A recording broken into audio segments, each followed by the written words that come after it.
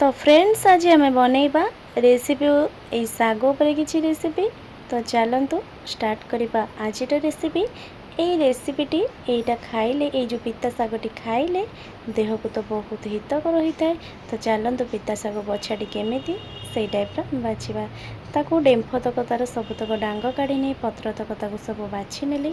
तापर ये बैगण को आलू को सेम सेप्रे काटी नहीं तापर ताकू पियाज को साइड कर नहीं काटिकी एबे मु सोस तेल फुटण किसी पंच फुटण दे फुटे नेली। तापर टिकी टिकी कर काटी रखि पियाज को तादेह भाजी नेली। देखंतु एई टाइप्र भाजी नेबे। भाजिला परे टिके आमर पियाज भाजीला तापर अल्प किसी 2-4टा रसुण छेचा पकई नेबे। पकई नेला परे आलू आ बैगण को जो काटिकी रखिथिबे सेया को मुझे ऐड कली। बैगण आलू को काटिकी रखिथिबे ऐड करी ता देहरे मु एबे लुण देदेली। लुण देदी ताकू भल भाव में पुणी थे भाजी नेली। देखो ये ढांकुणी घोड़े नेली 10 मिनट घोड़े नेला परे एबे हमर आलू आ बैगणटी बर्तमान अधारू अधे सीझी जाइए 80% सीझी जाइए। स्टेज रे आमे कौन करवा तादेहरे मु माने धोई रखि बाछि रखि पिता सागटी को ऐड कली।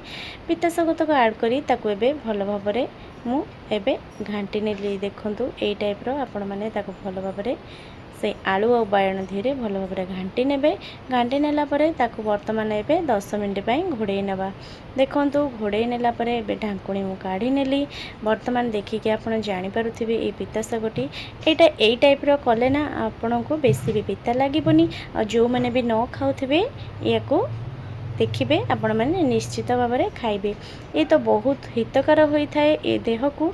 ए पिता साग टाइप बने ट्राए करेंगे। आशा करुच्ची भिडियोटी ए टाइप नुआ रेसिपी नहीं आसबि पुणी थे नेक्स्ट वीडियो से पर्यंत रही। नमस्कार, जय जगन्नाथ।